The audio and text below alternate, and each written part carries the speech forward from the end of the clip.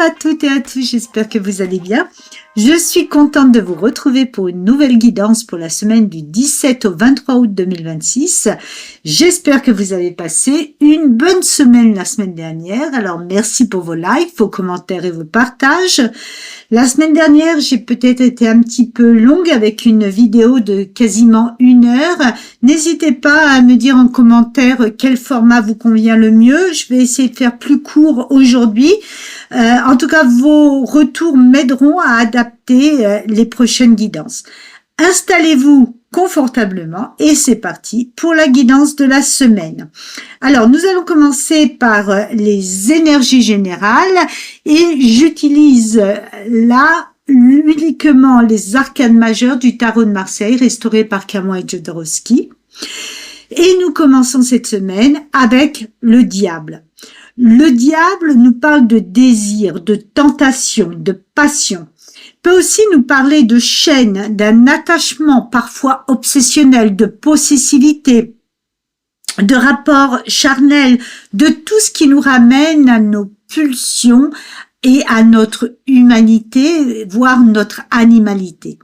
C'est souvent une carte que l'on redoute et pourtant il y a un élément qui est très important sur cette carte, la torche que le diable brandit. Ici, la lumière ne vient pas du ciel, elle vient des profondeurs. C'est une lumière qui éclaire ce que nous avons parfois du mal à reconnaître en nous-mêmes. Le diable est cet ange déchu, Lucifer, qui a traversé les profondeurs. Et depuis cet endroit, il ne vient pas nécessairement nous perdre. Il peut venir nous révéler une part de nous-mêmes. C'est d'ailleurs une carte miroir du hiérophante du pape, arcane 5. Le hiérophante, c'est le guide spirituel du premier cycle. Le diable nous montre en quelque sorte l'envers du chemin. L'un nous élève vers le sacré, l'autre nous confronte à notre humanité. Nos passions, nos désirs, notre soif de possession, notre besoin de reconnaissance. Et c'est finalement ce que racontent beaucoup de voyages initiatiques. Il arrive un moment où il faut aussi descendre dans les profondeurs et rencontrer cette part de nous-mêmes. Hier, je suis allée au ciné pour voir l'Odyssée d'Homère et on est toujours dans, effectivement, un moment donné où il va falloir descendre, se confronter à soi-même pour pouvoir en sortir grandi. Le diable nous montre nos chaînes, mais ce n'est pas lui qui nous attache. Et cela, c'est très important. C'est à nous de décider ce que nous voulons en faire. Derrière lui, nous avons le pendu. Regardez ce personnage entre ces deux arbres qui portent eux-mêmes les traces de blessures. Pour moi, ce pendu peut justement représenter ce temps nécessaire pour prendre du recul par rapport à d'anciennes blessures ou à des expériences difficiles que nous avons traversées. Et lui non plus n'est pas véritablement entravé. Il peut utiliser symboliquement la torche du diable pour éclairer les choses autrement. Le diable nous montre ce que nous avons parfois du mal à regarder en nous et le pendu nous permet de prendre de la distance, de contempler, de changer notre point de vue. Et au milieu de cet arbre, de ces deux arbres, blessés, regardez, de jeunes pousses apparaissent. Il y a déjà l'idée d'une renaissance. Derrière, nous avons le soleil. Et après la lumière qui vient des profondeurs avec le diable, nous retrouvons ici la pleine lumière du soleil. Quelque chose devient beaucoup plus clair. Pour le moment, ce tirage nous parle donc beaucoup de notre manière de regarder les choses, de regarder notre part d'ombre, de prendre du recul, de changer de perspective et finalement y voir beaucoup plus clair. Cette clarté peut également venir grâce à une relation, grâce à quelqu'un qui nous soutient ou que nous allons nous-mêmes soutenir. Le soleil nous parle de lien, de protection, de partage, mais aussi d'une cohérence entre ce que nous pensons, ce que nous disons et ce que nous faisons. Il y a ensuite la force, arcane 11. Et cette force nous montre ce que nous pouvons retrouver grâce à ce nouvel éclairage, à savoir une puissance intérieure, mais certainement pas une force qui contraint. C'est une force tranquille, une maîtrise de soi. Regardez ce personnage face à l'animal. Il ne cherche pas à le détruire. Il apprend à composer avec cette énergie instinctive, à maîtriser ses émotions, ses pulsions, tout ce que le diable avait justement commencé par mettre en lumière.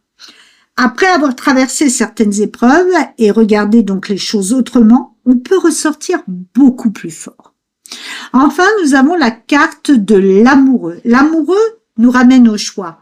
Parce que la vie est faite de choix.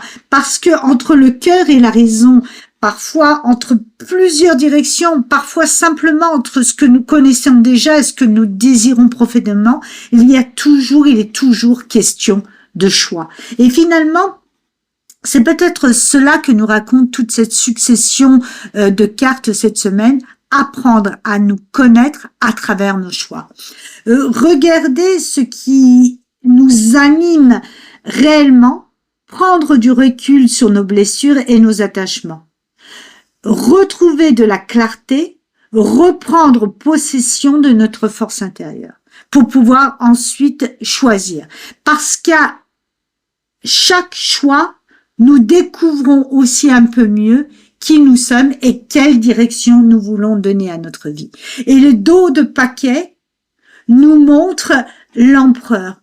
L'empereur qui nous montre une stabilité, une force retrouvée. À force d'avoir fait des choix, de nous connaître davantage par rapport à nos choix, nous allons retrouver une certaine stabilité. Parce que lorsqu'on sait qui l'on est, alors on est beaucoup plus stable, beaucoup plus sûr. Nous allons maintenant passer à la sphère matérielle. Et donc c'est la sphère des activités, du professionnel, de tout ce qui touche au concret. Pour cela, j'utilise donc l'art de choisir des arcanes d'Abiwen. C'est un jeu donc dont je suis l'autrice. C'est un tarot en street art que j'ai fait imprimer seulement en 15 exemplaires. Il en reste aujourd'hui quelques-uns, je crois que 7 exemplaires. Donc si ce jeu vous intéresse, n'hésitez pas à me contacter pour l'acquérir. Et nous commençons avec la reine de cœur. La reine de cœur nous parle d'intuition, de compassion, de partage. Elle ressent énormément ce qui se passe en elle. Elle sait écouter les autres, mais aussi écouter ce qu'elle ressent à elle. Dans la sphère matérielle, elle peut donc nous inviter cette semaine à faire confiance à notre ressenti, à observer ce qui se passe autour de nous, à être attentif aux personnes avec lesquelles nous travaillons, aux échanges, aux propositions, mais également à cette voix intérieure qui peut nous indiquer une direction. Vient ensuite la roue de fortune, l'arcane 10. Et là, nous sommes clairement dans une énergie de changement, de mouvement, de renouveau. Une situation peut évoluer, une occasion peut se présenter, quelque chose qui peut commencer à bouger. Mais regardez bien cette manivelle. Elle attend que quelqu'un vienne la tourner. Cela signifie que ce changement, même s'il semble très positif, demande aussi une action de votre part. Il faut peut-être provoquer une occasion, faire une démarche, accepter une proposition, prendre une initiative. La roue peut tourner en votre faveur. Encore faut-il accepter de participer au mouvement. Et derrière, nous avons donc le monde. Alors là, nous sommes dans une très belle énergie d'accomplissement et de réalisation. Le monde, arcane 21, marque l'aboutissement d'un cycle, mais également l'entrée dans un nouveau cycle avec beaucoup plus d'expérience et de ressources. Regardez les 4 figures autour du personnage central. Elles représentent cette totalité. L'émotion avec l'ange, la pensée, la capacité de prendre de la hauteur avec l'aigle, l'ancrage et la matière avec le bœuf, et enfin l'action et avec le feu qui est représenté par le lion. Autrement dit, vous avez maintenant plusieurs ressources à votre disposition, des compétences émotionnelles, intellectuelles, concrètes, mais aussi cette capacité à agir. Vous êtes beaucoup mieux armé pour aborder ce qui vient. Et regardez ce que nous avons en d'autres paquets, de nouveau l'empereur. L'empereur nous parle encore une fois de stabilité, de structure, d'autorité, de maîtrise. Il vient véritablement consolider tout ce que nous venons de voir. Donc, dans cette sphère matérielle, je ne vois pas simplement de raison, je sais pas, de s'inquiéter ou quoi. Je vois surtout au contraire un changement. Donc ces trous de fortune, c'est vraiment quelque chose de positif, très favorable, à condition bien sûr de prendre notre part dans ce mouvement. Les cartes ne se lisent jamais seules. Et ici, la roue de fortune, avec les cartes qui l'entourent, nous montre que c'est un changement très positif. Donc faites confiance à votre intuition, saisissez les occasions, tournez cette manivelle lorsque ça dépend de vous, parce que le monde et l'empereur derrière nous parlent d'accomplissement, mais aussi de quelque chose qui peut ensuite s'installer d'une manière beaucoup plus stable et beaucoup plus durable. Alors, vous pouvez véritablement sortir victorieux ou victorieuse d'une situation avec davantage de maîtrise et de solidité pour poursuivre ce chemin. Donc, très très belles augures pour la sphère matérielle. Passons maintenant à la sphère sentimentale. Alors, c'est la sphère des sentiments, des émotions, et là, c'est l'art d'aimer des arcanes d'Abby Wen que vous pouvez également acquérir, qui va nous guider dans cette sphère sentimentale. Et nous commençons avec le soleil. Alors, décidément, nous avons beaucoup de lumière cette semaine. C'est la deuxième fois que nous apparaît le soleil dans ce tirage, et forcément, cela attire notre attention. Parce que le soleil, il nous parle de clarté, il nous parle de chaleur, il nous parle de protection, il nous parle de bonheur, de bons moments partagés. Il peut nous parler d'une relation chaleureuse, d'un rapprochement, de sentiments qui réchauffent le cœur. Mais surtout, dans ce tirage, je pense qu'il nous dit « vous allez y voir clair ». Et ensuite, nous avons le manipulateur. Et sur cette carte, nous voyons donc ce prestidigitateur là qui utilise sa baguette pour détourner notre attention. Il nous montre quelque chose pendant que peut-être autre chose se joue ailleurs. Et cette carte peut représenter quelqu'un qui cherche à vous influencer, à vous déstabiliser, qui ne vous dit pas tout ou qui vous présente uniquement la partie de la réalité qu'il souhaite que vous regardiez. Mais cela peut aussi nous concerner nous-mêmes. Peut-être avons-nous voulu croire à quelque chose, peut-être avons-nous fermé les yeux sur certains signes ou essayé nous-mêmes de maîtriser une situation pour qu'elle corresponde davantage à ce que nous espérions. Finalement, je trouve que le soleil prend ici tout son sens parce qu'il vient éclairer ce qui était caché. Nous avons ensuite le temps. Et cette carte nous dit peut-être tout simplement que certaines choses ont besoin de temps pour être comprises. On ne voit pas toujours immédiatement une relation telle qu'elle est. Il faut parfois vivre certaines expériences, observer certains comportements, voir des situations se répéter pour que petit à petit la réalité apparaisse. Et derrière, nous avons le libre arbitre. Et là, le message est fort puisque lorsque vous voyez enfin clairement la situation, vous retrouvez votre capacité de choisir. Parce que tant qu'on ne possède pas toutes les informations, tant qu'on est sous influence de quelqu'un ou simplement aveuglé par nos propres attentes, est-ce qu'on peut réellement choisir librement? Certainement pas, mais le soleil est clair et le temps permet de comprendre. Et lorsque vous comprenez, vous pouvez de nouveau décider de ce que vous voulez accepter ou non dans votre vie sentimentale. Et regardez la carte en d'autres paquets, c'est la carte de la libération, avec ces points qui brisent les chaînes, qui viennent parfaitement terminer le tirage. Cela peut nous parler que cette semaine, vous allez avoir une prise de conscience concernant une relation ou une situation sentimentale qui n'était peut-être pas aussi transparente qu'elle le paraissait. Cela a pu prendre du temps, mais aujourd'hui, vous voyez les choses autrement. Et à partir du moment où vous y voyez clair, vous reprenez votre libre arbitre.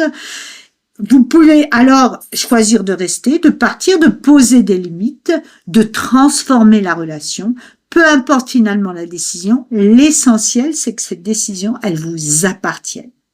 Et cette reprise de votre liberté peut donc véritablement apporter un sentiment de libération. Alors, nous allons passer maintenant au point de vigilance, le conseil que l'univers pourrait nous donner pour passer la meilleure semaine possible. Et nous commençons avec l'as de feu. L'as de feu nous parle d'envie, d'élan, d'action, mais également d'une nouvelle opportunité qui pourrait se présenter. Et regardez, cette carte, elle vient quand même se poser juste sur la roue de fortune et le monde que nous avions dans la sphère matérielle. Donc pour moi, cela vient vraiment confirmer ce qu'on avait déjà vu.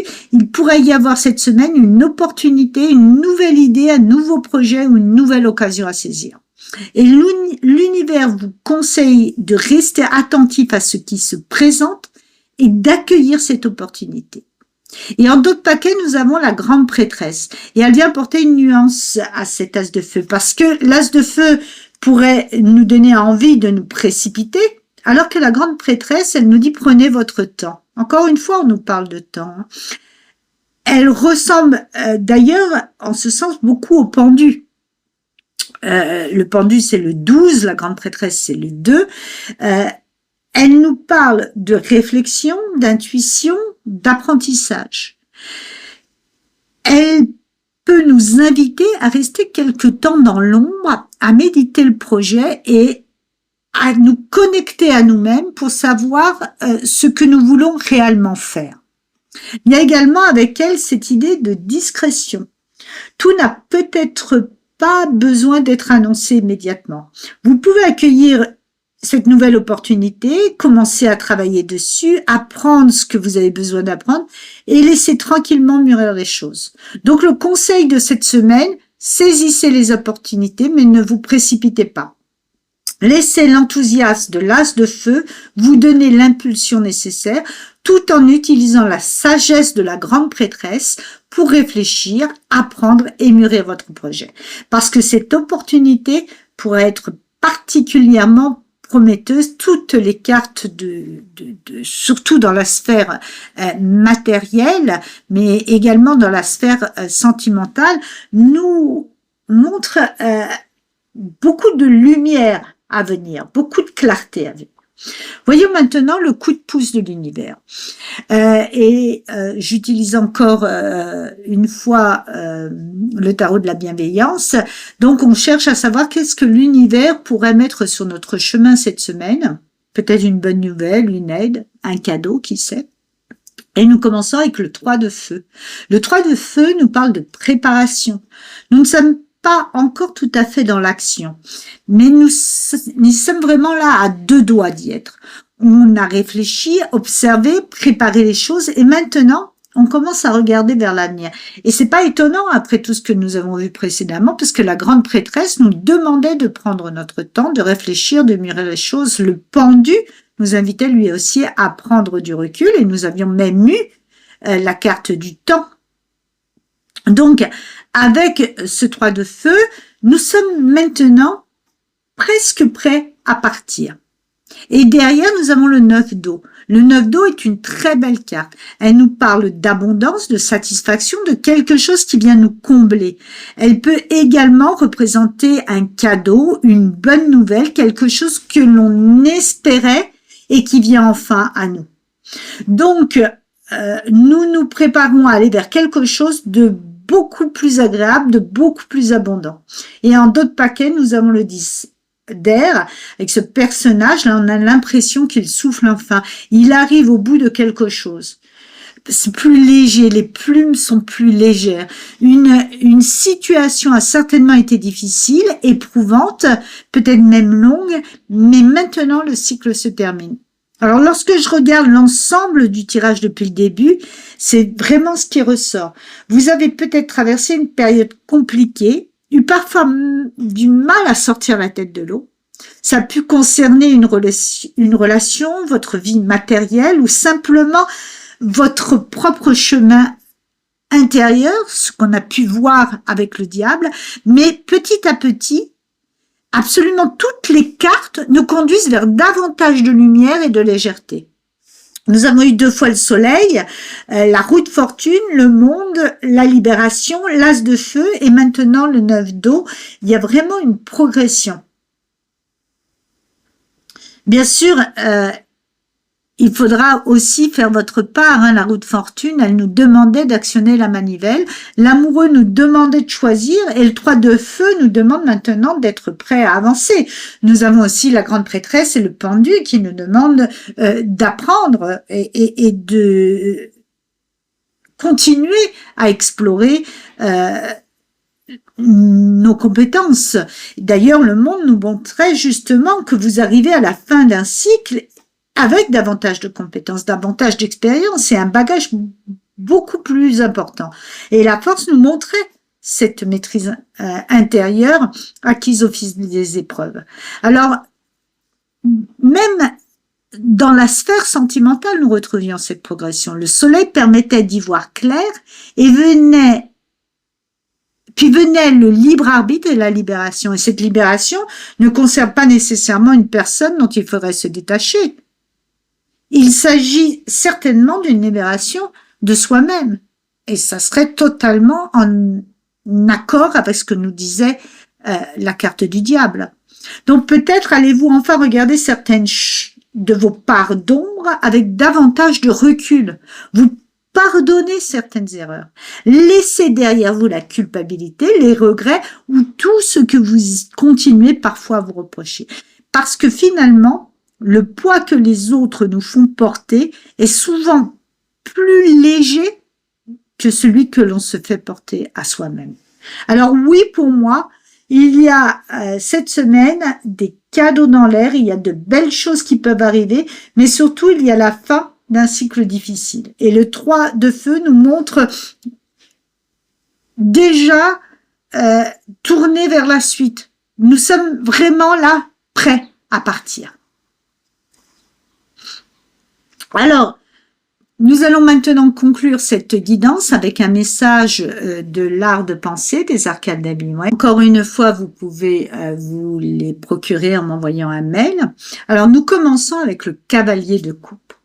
Le cavalier de coupe nous parle bien entendu d'amour, mais surtout de sincérité des sentiments, d'honnêteté, de cette capacité à aimer sans arrière-pensée. C'est certainement l'un des personnages les plus romantiques et les plus authentiques du tarot de Marseille. C'est celui qui se bat pour sa belle, celui qui est prêt à se sacrifier pour elle, celui qui croit encore profondément à l'amour.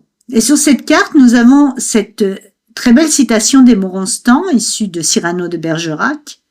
Un baiser, c'est un serment plus proche, un aveu qui se confirme, le point rose sur le i du verbe aimer.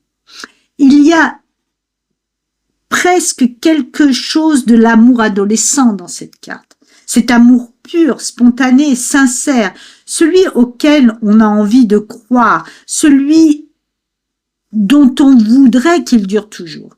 Et finalement, je trouve que cette carte est vraiment très intéressante après tout ce que nous avons vu dans la sphère sentimentale, parce que nous avions vu le manipulateur, mais nous avions aussi le soleil, le temps, le libre arbitre et la libération. Alors peut-être que ce qui appartient à la manipulation, aux non-dits et aux relations compliquées est justement en train de rester derrière nous. En tout cas, c'est ce que moi, je pense et ce que je lis à travers ces cartes. Parce qu'ici, nous revenons vers la sincérité, vers quelque chose de beaucoup plus simple dans les sentiments, beaucoup plus spontané. Et la carte que nous avons en d'autres paquets, c'est l'arcane 13, l'arcane sans nom, pardon. Et sur cette carte, nous voyons un papillon qui s'envole dans un arc-en-ciel, mais son ombre est celle d'un aigle. Alors finalement, qui est qui? Est-ce ce papillon qui se rêve aigle, ou est-ce un aigle qui accepte de devenir plus léger comme un papillon? Peut-être que nous n'avons justement pas besoin de le savoir, parce que l'essentiel est ailleurs, c'est la transformation. Il y a cette citation de Lao Tse qui accompagne donc cette carte et qui dit « Les fins sont souvent déguisées en nouveaux départs ». Et là, nous retrouvons finalement tout le fil de notre tirage. Parce que nous avions la roue de fortune, le 10 d'air, le monde, la force, beaucoup de cartes qui nous ont parlé de fin de cycle, mais surtout de ce que nous devenons encore plus forts, encore plus sûrs de nous après avoir traversé ce cycle. Parce que nous ne partons jamais exactement comme nous étions avant. Cette semaine semble donc être une semaine de prise de conscience et de transformation pour prendre conscience de ce que nous sommes, avec nos qualités, mais aussi avec nos parts d'ombre. Accepter que les autres possèdent eux aussi leur lumière, leur zone plus obscure. Arrêtez peut-être de culpabiliser pour certaines choses que nous avons faites ou de continuer à porter des blessures qui appartiennent au passé. Et puis, peut-être aussi, comme nous le disait le diable en début de tirage, se prendre un petit peu moins au sérieux, parce que regardez-le, ce diable, il est tout sourire. Et même ces personnages qui semblent enchaînés ne semblent pas si malheureux de l'être. Donc, il est aussi question de retrouver le plaisir, le désir, l'instinct, cette part de nous qui a simplement envie de vivre, d'aimer, de rire, de ressentir. Parce qu'après toutes ces cartes de transformation, de choix et de libération, ce tirage se termine finalement avec un cavalier de coupe qui nous parle d'amour et un papillon qui prend son envol. Alors peut-être que le véritable cadeau de cette semaine, c'est cela, laissez derrière vous ce qui doit se terminer, vous libérer de ce qui est devenu trop lourd et retrouver suffisamment de légèreté pour croire de nouveau à ce qui peut commencer. Donc, voilà, le tirage est terminé. Merci beaucoup encore une fois de votre présence. J'espère que ça vous a plu. Et n'oubliez pas que c'est toujours à vous d'actionner la roue de votre destin. C'est à vous de donner l'impulsion nécessaire pour rendre votre vie plus belle, plus lumineuse, mais aussi pour vous libérer de ce qui ne vous convient plus. Et cette notion de libération a été très présente tout au long du tirage, avec la force, le libre arbitre, la libération, mais aussi l'amoureux qui nous parle de choix. Et c'est important de comprendre que cette libération, elle n'arrivera pas toute seule. Elle demande de la volonté de se regarder tel qu'on est, de regarder toutes nos facettes, y compris celles que nous apprécions un peu moins. Comme nous le montrait le diable en début de tirage, il faut parfois accepter de descendre, explorer nos propres profondeurs, de connaître notre pardon pour pouvoir ensuite revenir avec davantage de lumière. Et finalement, c'est aussi cela notre chemin de vie. Apprendre à nous connaître, accepter ce que nous sommes, faire nos choix et devenir acteur ou actrice de notre propre vie. Pensez à liker cette vidéo, à vous abonner et à la partager si elle vous a plu. Et surtout, n'hésitez pas à me laisser un commentaire. Vous savez comme c'est important. Merci donc beaucoup à tous et à tous de votre présence. Et je vous retrouve la semaine prochaine pour une nouvelle guidance.